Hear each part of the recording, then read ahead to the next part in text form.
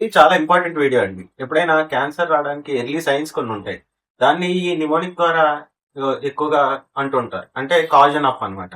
కాజన్ లో సి వచ్చేటప్పటికి bowl habits లో ఏమన్నా మార్పు ఉండడం, బ్లాడర్ హ్యాబిట్స్ లో అంటే విరోచనం సరిగ్గా విరోచనంలో చేంజ్ ఉండడం, నీరుడు వెళ్ళడంలో చేంజెస్ ఉండడం అబ్జర్వ్ చేసినా గానీ, అలానే ఏదైనా పుండులాగా పడిన లీజన్ లాగా ఉన్నా అది చాలా రోజులు బట్టి అది తగ్గకుండా అలా ఉండిపోవడం గానీ, ఎక్కడైనా కానీ డిశ్చార్జెస్ ఏదో ఒక వెజైనల్ డిశ్చార్జ్ అవ్వచ్చు, లేకపోతే యూరిన్ కావచ్చు, స్ఫోటం కావచ్చు, అన్యూజువల్ బ్లీడింగ్ అనమాట. రెగ్యులర్ బ్లీడింగ్ కాకుండా ఏదో తేడాగా ఉండడం డిశ్చార్జ్ అన్నది అబ్జర్వ్ చేసినా సరే, ఏదైనా కానీ బ్రెస్ట్ లో కానీ, నెక్ లో కానీ, ఆంపిట్ లో కానీ ఎక్కడైనా లంప్ లాంటిది చూసినా గానీ వెంటనే మనం గ్రహించుకోవాలి. అలానే మింగుడు పడకపోవడం, ఇది చాలా ఇంపార్టెంట్ సైన్ అండి.